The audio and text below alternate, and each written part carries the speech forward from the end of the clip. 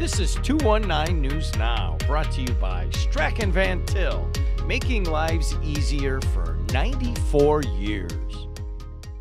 I'm Andrew Garcia, and this is your 219 News Now. A new study on the feasibility of a convention center in Lake County ranks a Hobart site as the top of 14 sites. The study was presented to the Regional Development Authority and Lake County Commissioners, who will decide whether to move forward under a state law that would provide as much as $100 million in state funding. The Hobart site on Mississippi Street was followed in Johnson Consulting's rankings by Hard Rock, Century Mall, Star Plaza, and Kennedy Avenue at the Borman.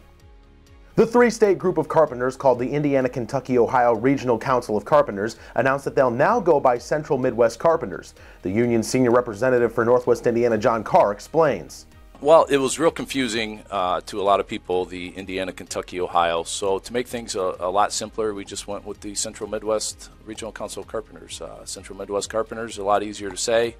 And, if we ever grow in the future, it covers everything. But our general president used to call us the Alphabet Council because it was EIKORCC. So it was real confusing. So hopefully this streamlines things. Carr said that the union is actively recruiting new members for huge work over the next 5 years, including the hydrogen hub at BP. Carr said a big solar project keeps tradesmen busy through the winter.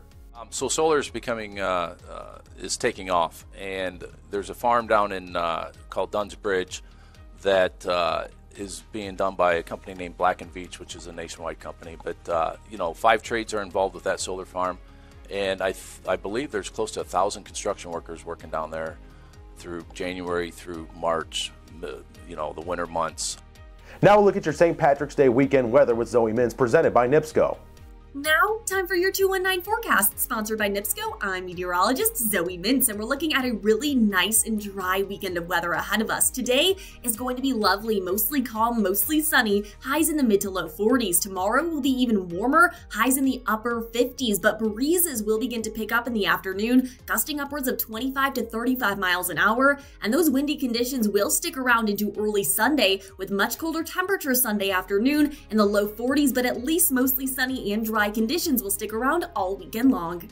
And in sports, the Crown Point boys basketball team is preparing for its trip to semi-state. Coach Clint Swan joined the DeJuan Marrero podcast to talk about the impact his upperclassmen players have had in helping their younger teammates reach this position.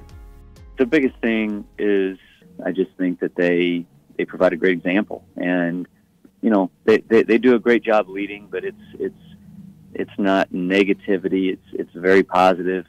And, I think that whenever you see our guys, you see it's not cliquish. You don't have the seniors and everybody else. It was pretty cool at the end of the regional as time went down. There's Dikembe, a sophomore, giving Jack Svedich a senior a huge hug, and Quinn is hugging all the seniors. I